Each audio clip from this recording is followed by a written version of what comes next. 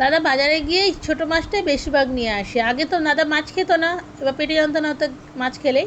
এখন ডাক্তার দেখে আস্তে আস্তে খাচ্ছে, তাই বাটা মাছ নিয়ে এসেছিলো। বাটা মাছটা একদম খুব টাটকা ছিল, ফ্রেশ। আর আমাদের এখানে মাছটা কেটেই দেয়, তার জন্য আলাদা করে কিছু পারিশ্রমিক নেয় না। আর ওইটাকে একটুখানি আঁশ ছাড়িয়ে ভালো করে ধুয়ে নুন হলুদটা মাখিয়ে নিলাম। এদিকে কড়াতে তেল দিয়ে দিলাম, মাছগুলো ভাজতে দিলাম। আর যে যেখান থেকে দেখছেন সকলকে গুড আফটারনুন, শুভ দুপুর। আর নিশ্চয়ই সকলেই ভালো আছেন। আর সকলকে আমার প্রোফাইলে অনেক অনেক স্বাগত। যাই হোক, হচ্ছে মাছটাকে ভাজতে দিয়ে আমি কি করলাম, এবার এটা একটুখানি ঝাল খেতে ভালো লাগে। বাটা মাছ না, ঝোল টোল ঠিক আছে, ভালো লাগে। হ্যাঁ, ডালের সঙ্গে ভাজাও ভালো লাগে, বেশ মজমজ করে ভেজে নিয়ে খেতে ভালোবাসি আমরা, তাই যেরকম করব। আর এদিকে মাছটা প্রায় ভাজা হয়ে গেছে, আস্তে আস্তে ভেজেছি, কেন প্রথমত দোকানে ওরা অনেকক্ষণ নিয়ে আসে মাছটা, আর আবার আমাদের বাড়িতে এনেও একটু নরম হয়ে যায়, তাই মাছটাকে আস্তে আস্তে যাতে গোটা গোটা থাকে, মানে উল্টাতে গেলে ভেঙে না যায়। এদিকে আমি না বেশি সর্ষে বাটাটা দিই না, বেশি জবরজয় নয়, তাও একটু সাদা সর্ষে নিয়েছি। আর এই মাছ একটু বললাম না, সর্ষে বাটা ছাড়া ভালো লাগে না, সাদা সর্ষে, গোটা দুটো তিনটে লঙ্কা আর একটু আর রসুন দিয়েছিলাম, দোকা, তার সঙ্গে একটা কাঁচা টমেটম দিয়েছিলাম।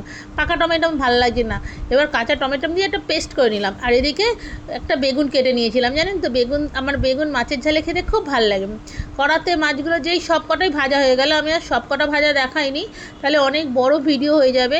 এবার যেই কালো জিরে লঙ্কাটা যে একটুখানি ফোড়নটা গরম হয়ে গেল, বেগুনগুলো দিলাম, একটু নুন আর তার মধ্যে হলুদ দিলে একটু নরম হয়ে যায় চট করে, আর ভাজা হয়ে গেছিলো। এখনকার বেগুন না গরম হয়ে যাচ্ছে বলে একটু বীজ হয়ে যাচ্ছে। যাই হোক, ওই বেগুনগুলো করলাম। আর ওই পেস্টটা করেছিলাম সাদা সর্ষে আর দুকোয়া রসুন, তিন চারটে লঙ্কা দিয়েছিলাম, দুটো বলেছিলাম, পরে আরও দুটো দিয়ে দিয়েছিলাম, আর একটা কাঁচা টমেটম দিয়ে পেস্ট করে নিয়েছিলাম, ওইটা দিয়ে দিলাম। তার মধ্যে একটু নুন হলুদ আর একটু লঙ্কার গুঁড়ো দিয়েছিলাম, যেহেতু চারটে লঙ্কা আগেই দিয়ে দিয়েছিলাম, আর একটা ফোড়নে 5টা লঙ্কা হয়ে গেছিলাম, যাতে কালারটা আসে। দিয়ে একটু কষবো, সর্ষে না বেশি কষে না, তাই সর্ষেতে তেতো হয়ে যায়। সর্ষে বাটাটা দিয়ে এইবার ওপর থেকে ওই বাটি ধোয়া জলটা দিয়ে দিলাম, একটু আর একবার দুবার জল দিয়েছিলাম, কেননা মাছগুলো দেবো তো, আর তাছাড়া বেগুনটা একটুখানি ফুটবে, ভেতরটা অনেক সময় কাঁচা থাকে। এদিকে দাদাকে বলেছিলাম, দাদা মাছ নিয়ে এসেছে বাটা, কিন্তু ধনেপাতা নিয়ে আসিনি, আর এইসব মাছে একটু ধনেপাতা না দিলে ভাল লাগে না, তাই দাদা গিয়ে ছুটতে আবার গিয়ে সাইকেল করে গিয়ে, বাজারটা কাছেই আমাদের, তাই ধনেপাতা নিয়ে আসলো। ওই ফাঁকে আমি ধনেপাতাটা বেছে কুচিয়ে নিলাম, আর ঝোলটা ফুটতে না ফুটতে মাছগুলো দিয়ে দিলাম। দিয়ে এইবার ওপর থেকে একটু ধনেপাতা ছড়িয়ে দিলাম, আর ফুটতে দিলেই তৈরি হয়ে গেল বাটা মাছের ঝাল। কিন্তু খেতে অপূর্ব স্বাদ হয়েছিল, সত্যি বলছি। আর কোনো কিছু দরকার হয় না, এরকম করে বানিয়ে খান। হ্যাঁ, আমি বলছি বানিয়ে খান, আপনারা নিশ্চয়ই জানেন এরকম করতে, তবুও আমার ভালো লাগে, ভিডিও করি। আর তাই যা করি, যা রান্না বান্না ঘরোয়া যা করি, সেটাই ছাড়ার চেষ্টা করি।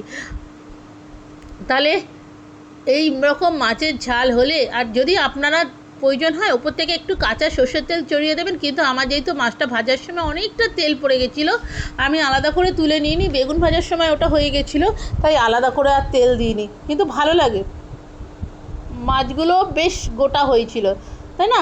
দেখতেও ভালো হয়েছে, খেতেও ভালো হয়েছে, আর সত্যি কথা বলতে একদম হালকা, বেশি না, যেহেতু টমেটোটা দিয়েছিলাম। গরম ভাতে জাস্ট জমে গেছে। এইভাবে বানিয়ে খান, ভালো থাকবেন। আর প্লিজ একটু জানাবেন কমেন্ট করে কেমন হয়েছে।